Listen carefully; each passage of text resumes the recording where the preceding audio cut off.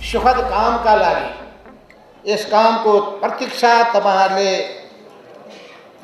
2 वर्ष 9 महिना 14 दिनदेखि पर्खिरहनु भएको छ। पार्टी दुईटा महत्त्वपूर्ण पार्टीहरू नेपाल कम्युनिस्ट संघका दुईटा महत्त्वपूर्ण धाराहरू 2075 सालको जेठ 3 गते एकताबद्ध भएका थिए। बाबा सनफ्लावर ओइल, शुद्धता यसमै भेटिन्छ। र एउटा संयुक्त आन्दोलन, सशक्त आन्दोलन सञ्चालन गर्ने हामीले प्रतिबद्धता व्यक्त गरेका थियौँ। आन्दोलनलाई सशक्त र प्रभावकारी बनाउनका लागि संगठन एकताबद्ध हुनुपर्दछ, संगठन एकीकृत हुनुपर्दछ, संगठन सशक्त हुनुपर्दछ र संगठनले प्रभावकारी भूमिका खेल्नुपर्दछ। त्यो संगठनले प्रभावकारी भूमिका खेल्नका लागि त्यसको संगठनका नेतृत्वको व्यवस्थापन हुनुपर्दछ। त कस्तो विडम्बना भने 2 वर्ष 9 महिना 14 दिनसम्म, झन्डै पौने 3 वर्षसम्म एकीकरणको काम पनि गर्न सकिएन, हुन सकेन। यसको जिम्मेवारी कहाँ जान्छ, कसको काँधमा जान्छ?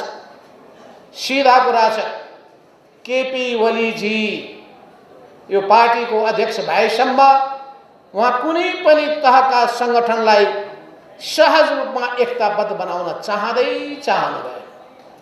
उहाँले संगठनलाई, पार्टीलाई गतिहीन बनाउन खोज्नुभयो, संगठनलाई लथालिङ्ग पार्न खोज्नुभयो, व्यक्तिहरूलाई, सदस्यहरूलाई, कार्यकर्ताहरूलाई असङ्गठित रूपमा छरपष्ट बनाउने कुरामा आनन्द महसुस गर्नुभयो।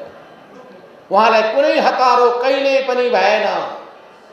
पार्टीलाई एकताबद्ध बनाउने कुरामा, पार्टीसँग जोडिएका जनवर्गीय संगठनहरूलाई एकताबद्ध बनाउने कुरामा, पार्टीका नेता र कार्यकर्ताहरूलाई संगठनमा आबद्ध बनाउने कुरामा, ती व्यक्तिहरूलाई, प्रत्येक व्यक्तिहरूलाई कामको छुट्टै जिम्मेवारी दिने कुराहरूमा र ती जिम्मेवारीहरू राम्ररी पुरा भए कि भएनन् भनेर त्यसका बैठकहरू नियमित भइरहेका छन् कि छैनन्, अनि प्रत्येक व्यक्तिले आफ्नो जिम्मेवारी राम्ररी पुरा गरिरहेको छ कि छैन त्यसको मूल्याङ्कन गर्ने कुराहरूमा, संगठनको प्रभावकारिता कति हुन सकेको छ भन्ने कुराको मूल्याङ्कन गर्ने कुरामा उहाँलाई कहिले पनि चासो रहेन।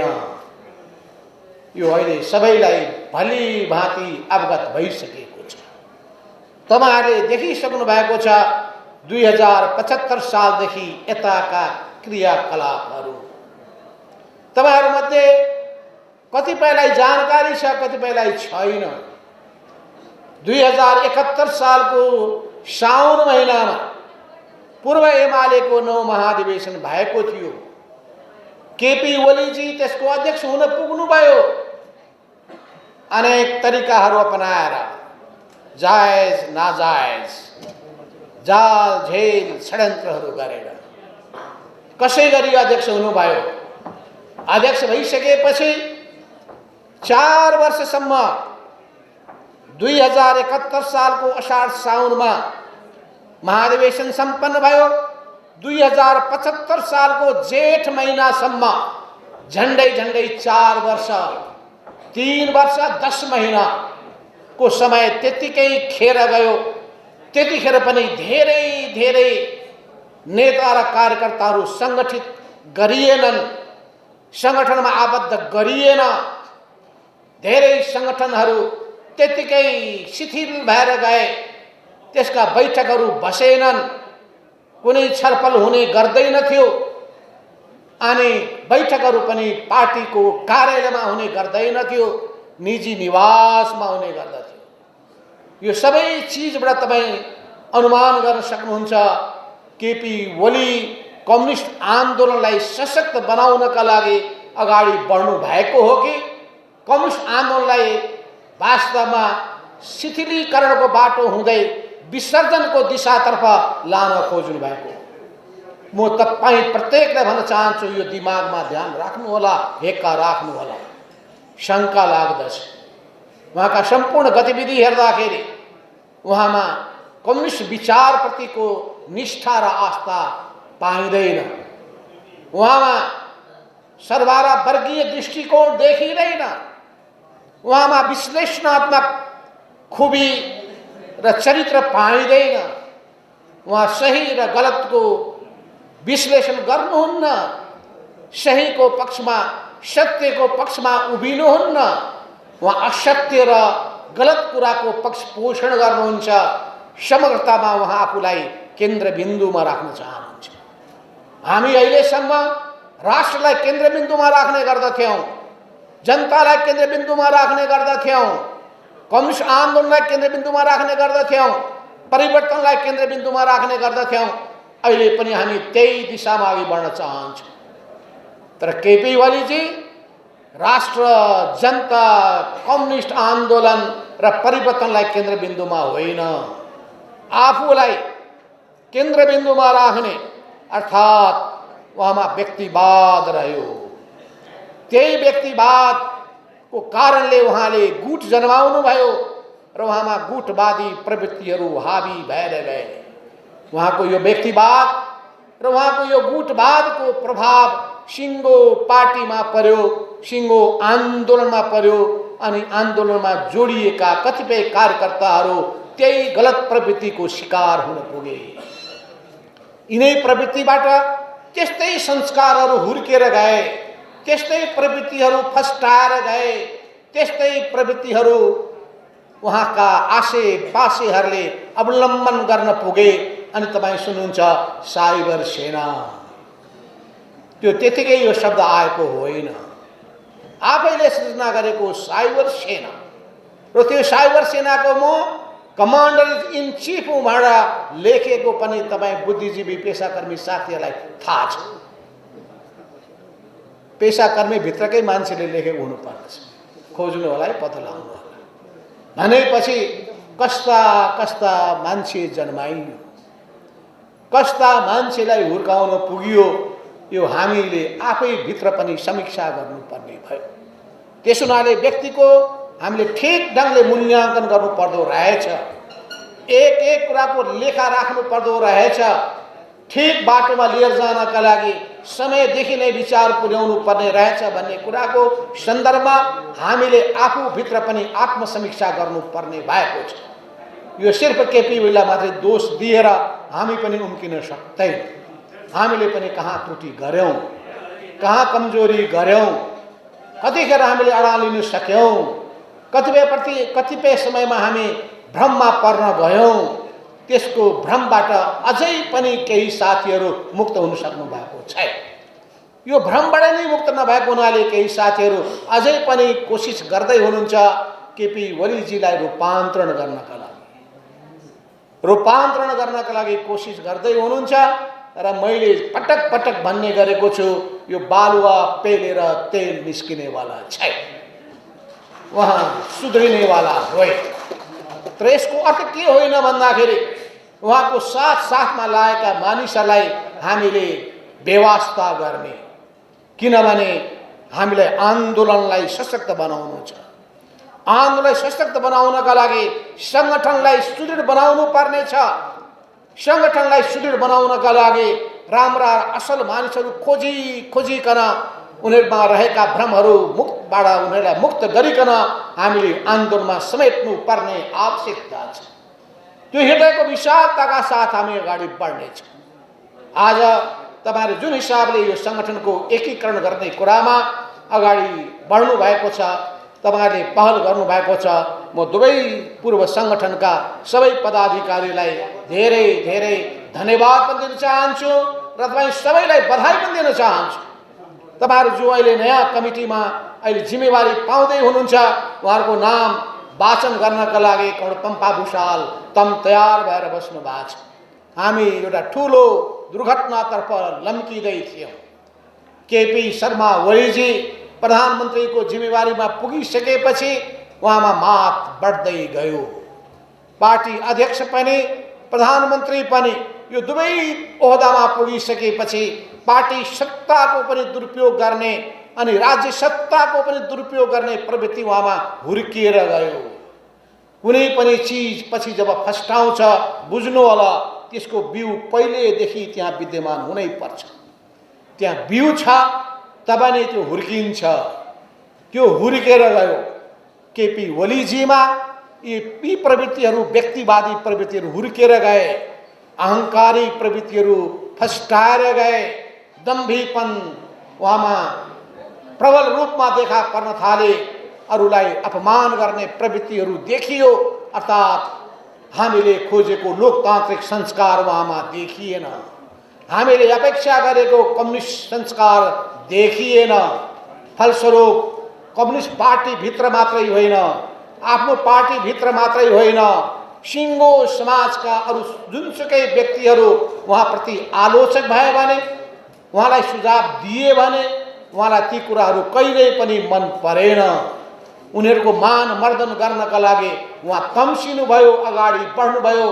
उहाँले प्रयोग गरेका शब्दहरू तपाईँ एक एक शब्दहरू केलाएर हेर्नुभयो भने उहाँमा वास्तवमा कस्तो संस्कार छ भन्ने कुरा तपाईँ बुझ्न सक्नुहुन्छ।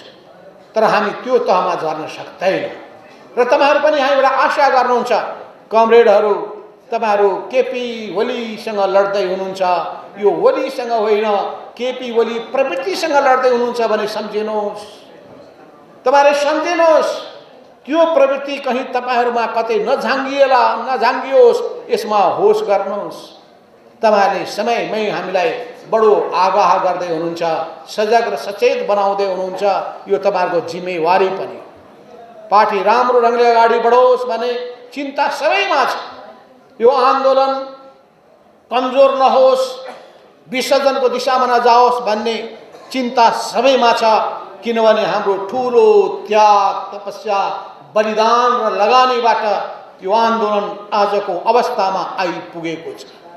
हामी अझै पनि चाहन्छौँ भ्रममा परेका साथीहरू, केपी ओलीजीको भ्रममा परेका साथीहरू आउनुहोस्।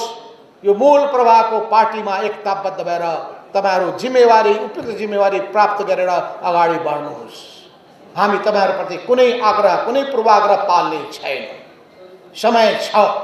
समय छँदै तपाईँहरूले सही निर्णय गर्नुभयो भने हामी तपाईँलाई हृदयदेखि नै स्वागत पनि गर्नेछौँ। त्यस हुनाले केही दिनको विलम्ब भएको कारणले गर्दाखेरि तपाईँहरूले आफूलाई एक्लो महसुस गर्नुपर्ने, हामीबाट टाढा महसुस गर्नुपर्ने कुनै आवश्यकता छैन। त्यस हुनाले यति कुराहरू भन्दै मैले भन्न चाहेको कुरा के हो भने यो सिङ्गो पार्टीभित्रको समस्या, यो पार्टीभित्रको समस्यामा सीमित रहेन, सिङ्गो राष्ट्रको समस्याको रूपमा देखा पर्यो। सिङ्गो राष्ट्रभित्रको समस्याभित्र यो प्रवृत्ति गुरुगत रूपमा देखियो। लोकतन्त्र भर्सेस मन परितन्त्र, लोकतन्त्र भर्सेस तपाईँ अर्को शब्द हुनुहुन्छ निरङ्कुश तन्त्र। यो निरङ्कुश तन्त्र लोकतन्त्रको बीचको सङ्घर्षको रूपमा देखा पर्यो। सडकमा नागरिक समाजको आवाज तपाईँ सुनिरहनु भएको छ। नागरिक समाजले उठाएको आन्दोलनको आवाजहरू प्रतिध्वनित भइरहेका छन्। हामी सुनिरहेका छौँ। विभिन्न राजनीतिक दलहरूले यस बीचको अवधिमा सडकमा नारा घन्काएको कुरा सम्झिरहेका छौँ। हामी सम्झिरहेका छौँ समाजका सबै वर्ग तहका जनताले व्यक्त गरेको चिन्ता र त्यो चिन्तामा व्यक्त गरेका कुराहरू हामी सम्झिरहेका छौँ। त्यसो हुनाले पनि यो ओली प्रवृत्तिबाट हामी मुक्त हुने कसरी, कम्युनिस्ट आन्दोलन मुक्त गर्ने कसरी, नेपाली राजनीतिलाई मुक्त गर्ने कसरी, नेपाली समाजलाई मुक्त गर्ने कसरी, हाम्रो चिन्ता त्यहाँ छ। केपी ओली चिन्ताको मात्र विषय होइनन्, केपी ओली प्रवृत्ति अहिले चिन्ताको विषय भएको छ। पहिले पनि यस्तै विभिन्न ठाउँमा देखा परेको।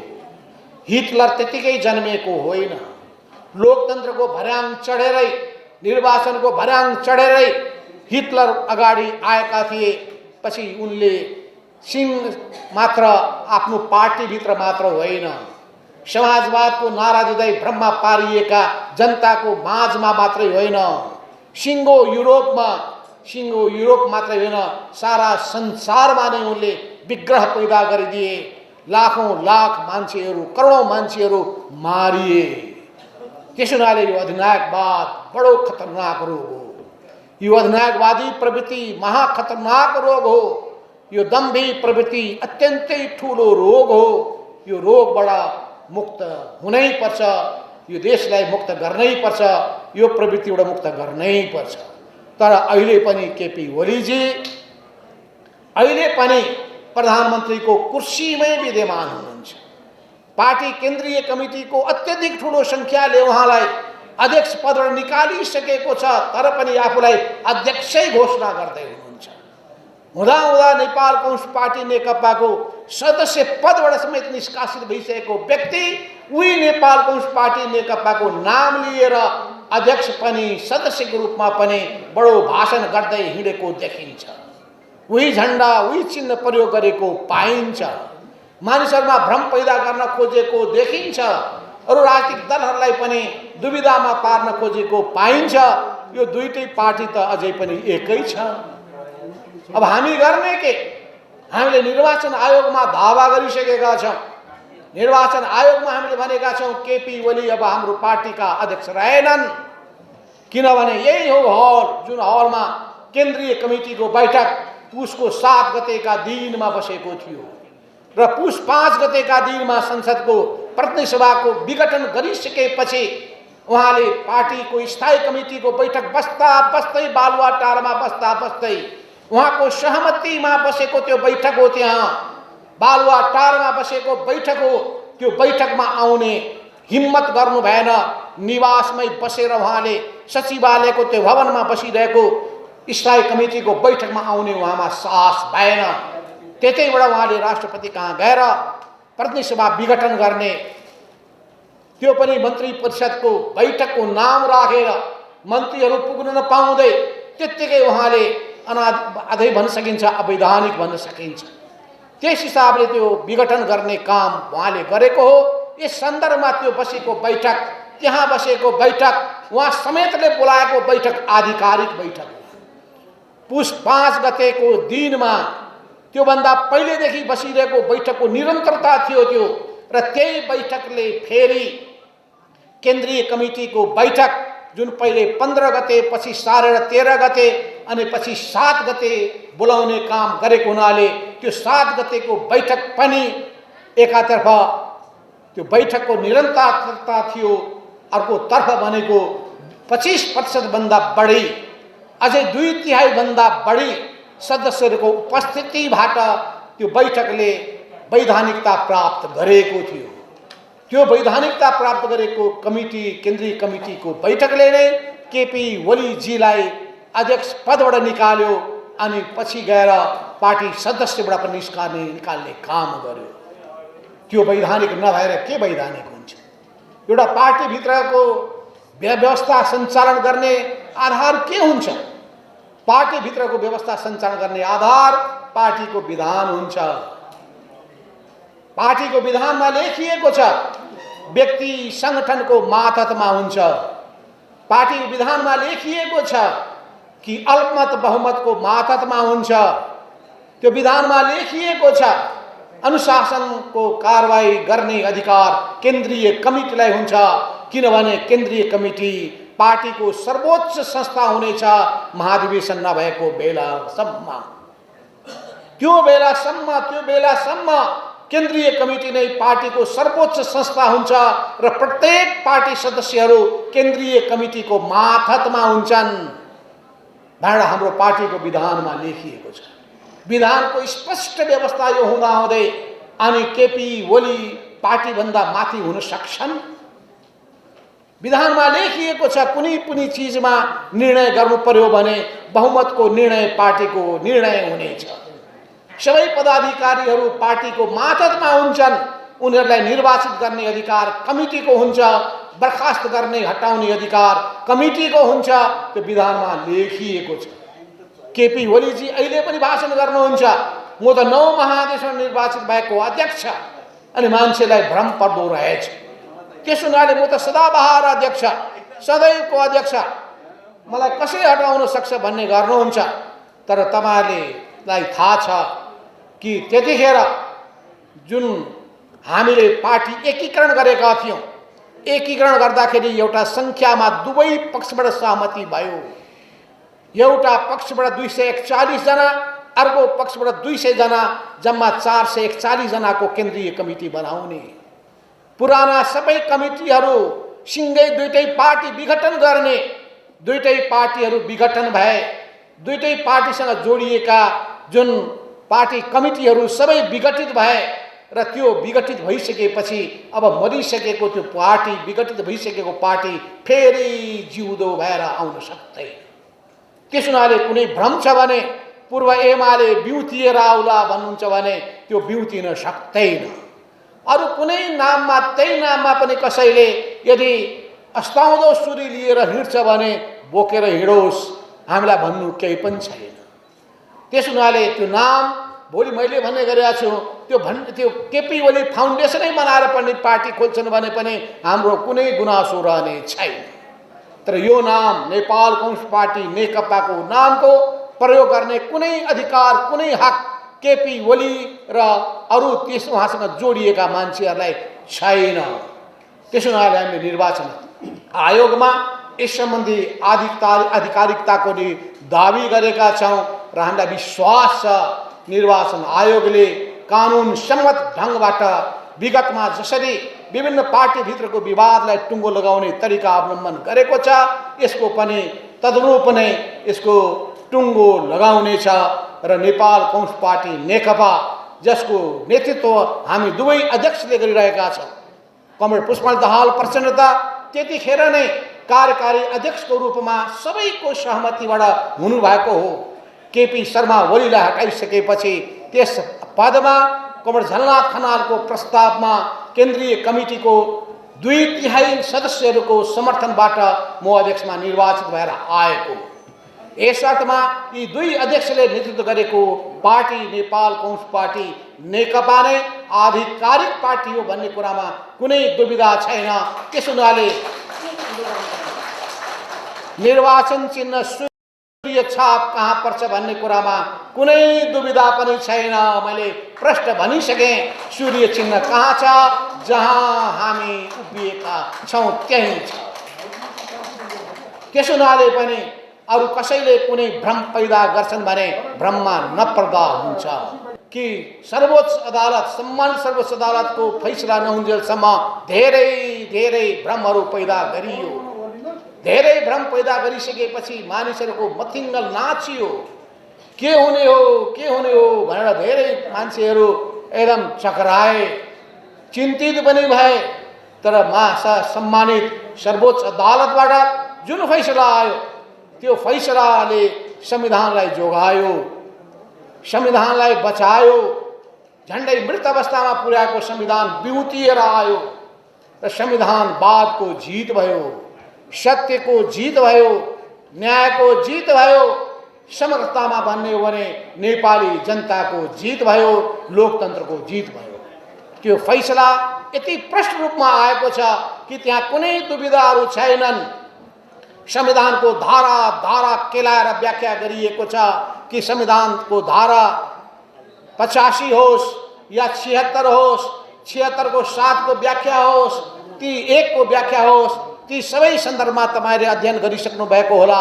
प्रष्ट व्याख्या आएको छ र यसरी बहुमत प्राप्त भएको प्रधानमन्त्री धारा 1, 2 वा अन्य बमोजिम भएका प्रधानमन्त्री होइन। कुन प्रधानमन्त्रीले विघटन गर्न सक्दछ भन्ने कुरा त्यो अटोमेटिक विघटन बाहेक विघटन गर्न पाउँदैन। त्यस अर्थमा अहिले फेरि म सुन्दैछु, फेरि केपी ओलीले सरकार बन्नै नदिने र आफू बसेर फेरि चुनावतर्फ देश लान्छन् कि भनेर पनि हल्ला चल्न थालेको छ। यस अर्थमा अब जालसाजी गर्नेले के गर्लान् भन्ने कुरामा होस् त गर्नै पर्छ। किन पहिले पनि हामी त्यही भन्दै थियौँ, संविधानको कुनै धारामा लेखिएको छैन भन्दै थियौँ। हामी त्यही धारा पल्टाएको गरिरहेका थियौँ। केपी ओलीलाई धारासित के मतलब, धारा सुकाइदिए अनि आफ्नो हिसाबले कदम चाले। त्यसो हुनाले कहिले सुनिन्छ सङ्कटकाल लागू गर्ने अरे, कहिले सुनिन्छ तह लगाइदिन्छु भन्ने अरे, कहिले भाषण सुनिन्छ एक होइन अनेक कदमहरू चालेर ठिक गर्न सकिन्छ अरे। हुँदा हुँदा तपाईँले सुन्नुभयो जो पार्टीको सदस्य नभएको व्यक्तिले अनि संसदीय दलको नेताको पनि दावा गरिरहेका छन्। अनि मुख्य सचेतकबाट देव गुरुङज्यूलाई हटाएको पनि सुन्नुभएको छ। अधिकारै नभएको कुरा कहाँबाट हटाउने? किनभने संसदीय दलको बैठकबाट गणपुष्पल दाहाल प्रचण्डलाई नै दलको नेता त हामीले चयन गरिसकेका छौँ। अब केपी ओली दलको नेता पनि रहनु भएको छैन। त्यस हुनाले पनि उहाँले आफ्नो हिसाबले उहाँको डायरीमा नोट गरेका नाम जति काटे पनि हुन्छ, हामीलाई भन्नु केही पनि छैन। रिस उठेपछि कलमले केयर कार गरे पनि हुन्छ, त्यो भन्नुपर्ने केही पनि छैन। रिस पोख्नु छ भने त्यहाँ पोखे हुन्छ, कोठाभित्र भन्नुपर्ने केही पनि छैन। तर जहाँसम्म अरू संस्थागत कुरा छ भने ती संस्थागत कुराहरू विधानमा लेखिए बमोजिम मात्रै हुन्छ, नेपालको संविधानमा लेखिए बमोजिम मात्रै हुन्छ। त्यस हुनाले कुनै एक व्यक्तिको सनकको भरमा देश अगाडि जान सक्दैन। यो विधि विधानलाई मान्ने देश बनाउन चाहेका छौँ हामी। विधि विधानलाई मान्नका लागि, कानुनको शासनलाई हामीले उच्च महत्त्व दिन चाहेका छौँ हामीले। यस अर्थमा तपाईँले के बुझ्नुपर्छ भने यो लडाईँ दुई व्यक्ति तीन व्यक्ति बीचको पदको लडाईँ होइन। यो लडाईँ भनेको विचारको लडाईँ हो।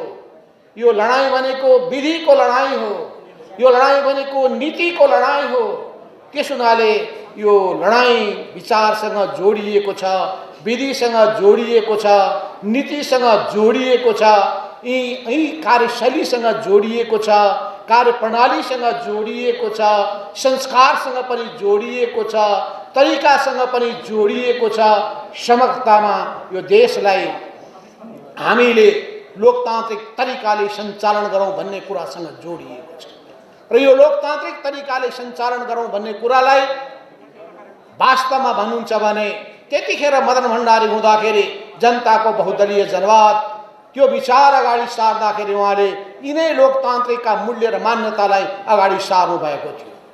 र पछिल्लो समयमा पूर्व माओवादीको तर्फबाट 21औं शताब्दीको जनवाद भनेर त्यो विचार अगाडि आइसकेपछि यो दुईटै विचारको हामीले एकीकरण गऱ्यौँ, सम्मिश्रण भयो र त्यसपछि फ्युजन गऱ्यौँ। त्यसपछि समाजवाद उन्मुख जनताको जनवादमा हामीले सहमति गऱ्यौँ।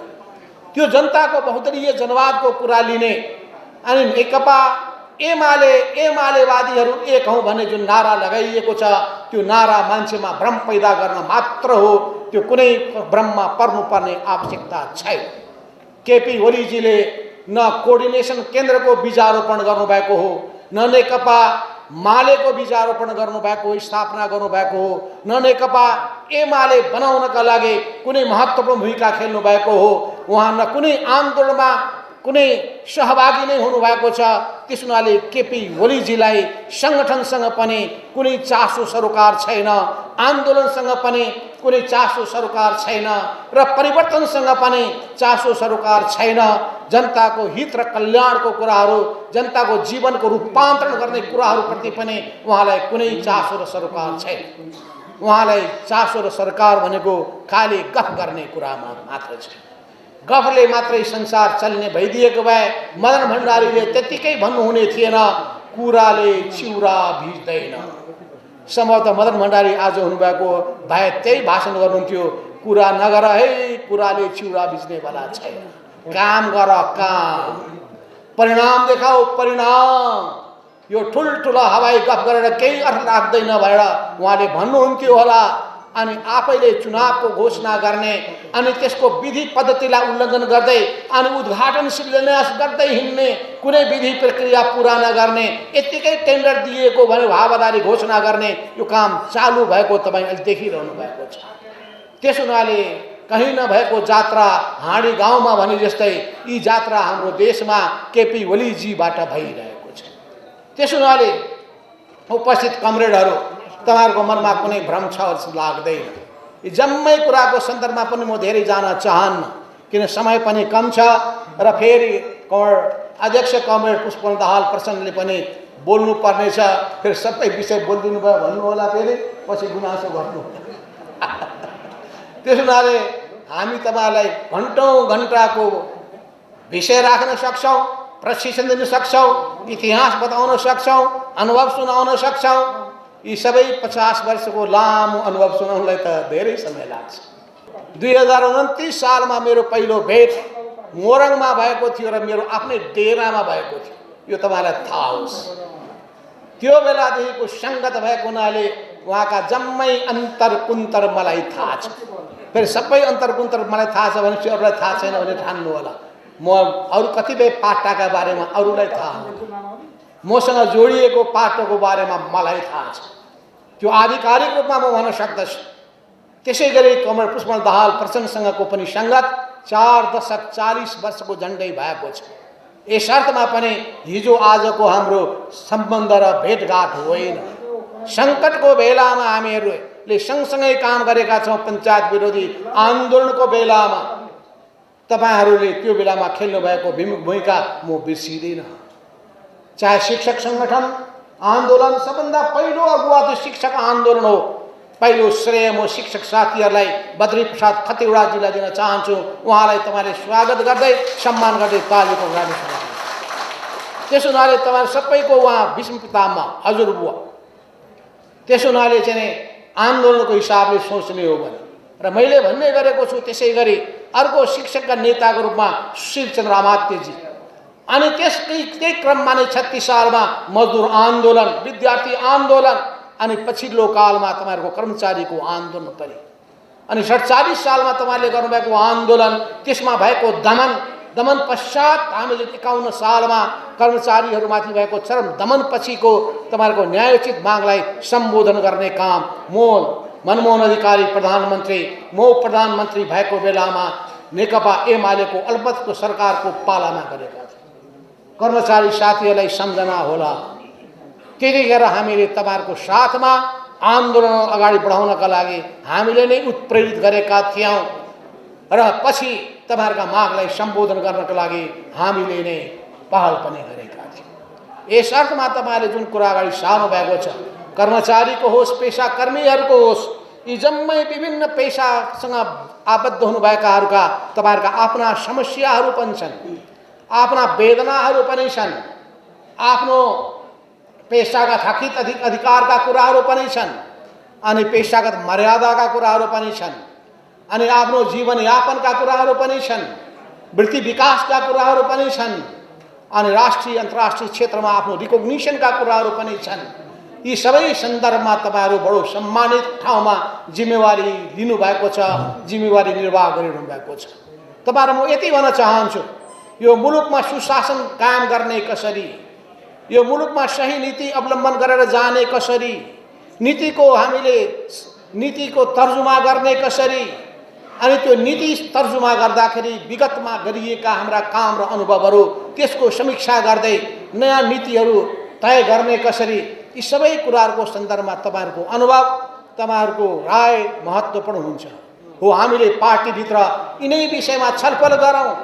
जनताको सरकारका विषयमा, चाहे कोरोनाले प्रताडित जनताहरू, पीडित भएका जनताको समस्या सम्बोधन गर्ने कुरा होस्, या भ्रष्टाचारसँग जोडिएका विषयहरूलाई हल गर्ने कुरा होस्, या ढिला सुस्तीका कुराको सन्दर्भका कुरा होस्, यी सबै कुराहरूको सन्दर्भमा पार्टीको कमिटीमा छलफल गरौँ, बैठक गरौँ, विचार मन्थन गरौँ। 3 जना पूर्व प्रधानमन्त्री हामी छौँ, 4 जना प्रधानमन्त्री तहकोमा पुगेका मान्छे छौँ, पूर्व प्रधानमन्त्री मन्त्रीहरू छौँ। यी सबैको विचार राय लियौँ। विभिन्न पेसासँग जोडिएका साथीहरू, बुद्धिजीवीहरूको, अर्थशास्त्रीहरूको राय विचारहरू सङ्कलन गरौँ भन्दाखेरि केपी ओलीजी कहिले पनि मान्नु भएन।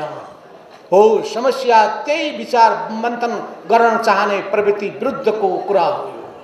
यस अर्थमा हामी सामूहिकतामा विश्वास गर्न चाहन्छौँ, सामूहिक बुद्धिमा विश्वास गर्न चाहन्छौँ, सामूहिक बुद्धिको आधारमा नै सामर्थ्य बढाउन चाहन्छौँ र परिणाम दिन चाहन्छौँ। जनताको जीवन सुखी बनाउन चाहन्छौँ, देशलाई समृद्ध बनाउन चाहन्छौँ। त्यसमा तपाईँहरूले पनि आफ्नो कर्तव्य राम्ररी पुरा गर्नुहोस्। जनतालाई दुःख दिने काम नहोस्, जनतालाई सुख दिने काम गर्नुहोस्। किन तपाईँहरू एउटा विचारबाट निर्देशित हुनुहुन्छ, त्यो विचार भनेको कम्युनिस्ट विचार हो, त्यो विचार भनेको मार्क्सवाद लेनिनवाद हो। त्यो विचारहरूले निर्देशित भएर जनताको सेवा गर्ने भावनाबाट, देशभक्तिको भावनाबाट प्रेरित भएर तपाईँहरूले अगाडि बढ्नुपर्छ। देशलाई केन्द्रबिन्दुमा राख्नुहोस्, जनतालाई केन्द्रबिन्दुमा राख्नुहोस्, सेवालाई केन्द्रबिन्दुमा राख्नुहोस्, अनि त्याग र त्याग र समर्पणको भावनालाई केन्द्रबिन्दुमा राख्नुहोस्। मलाई कति फाइदा हुन्छ भन्ने कुरालाई केन्द्रबिन्दुमा नराख्नुहोस्। म तपाईँलाई फेरि जोड दिएर भन्न चाहन्छु, तपाईँहरू डिस्टिङ्क्ट फरक किसिमको व्यक्तिहरू हुनुहुन्छ। कम्युनिस्ट पार्टीसँग जोडिएका व्यक्तिहरू अलग किसिमका धातुले बनेका हुन्छन्। तपाईँहरूमा इमान्दारिता देख्नुपर्छ, तपाईँहरूमा कर्तव्यनिष्ठा देख्नुपर्दछ, तपाईँहरूमा सेवा भावना देख्नुपर्छ, तपाईँहरूमा जनताप्रतिको प्रेम र सद्भाव देख्नुपर्छ। जनतासँगको बोली चाली व्यवहारहरू, ती गरिब निमुखा व्यक्तिहरू, ती अन्याय अत्याचारमा परेकाहरू, ती सबैको तपाईँहरूले आवाज बन्न सक्नुपर्छ। उनीहरूको स्पन्दनलाई, उनीहरूको धड्कनलाई बुझ्न सक्नुपर्दछ। यस रूपमा तपाईँहरूबाट हामी आशा गरिरहेका हुन्छौँ। तपाईँहरूको बारेमा कम्प्लेन नआओस्, जिल्लाबाट नआओस्, प्रदेशबाट नआओस्, मन्त्रालयबाट नआओस्, विभिन्न सङ्गठनहरूबाट नआओस्। तपाईँहरूको बारेमा राम्रो कुरा सुन्न पाइयोस्, तपाईँहरूले राम्रो गरेकोमा तपाईँलाई सम्मानित गर्न पाइयोस्, तपाईँहरूको नाम चर्चा गर्न पाइयोस्, तपाईँलाई पुरस्कृत गर्न पाइयोस्।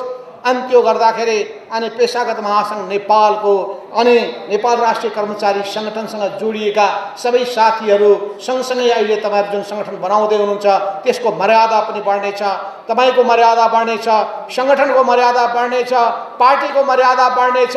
अनि पार्टीसँग जोडिएका हामी नेताहरूको शिर पनि ठाडो हुनेछ। यस अर्थमा तपाईँहरूले आफ्नो कर्तव्य राम्ररी निर्वाह गर्नुहुने आशा अपेक्षा गर्दै सङ्गठन व्यवस्थित बनाउनुहोस् र आफ्नो आफ्नो समस्यालाई संस्थागत रूपमा अगाडि बढाउने र आफ्नो कर्तव्य पुरा गर्ने काममा जुट्नुहोस्। यिनै भावनाहरू व्यक्त गर्दै म आफ्नो भनाइ यहीँ टुङ्ग्याउँछु। धन्यवाद। लाल सलाम।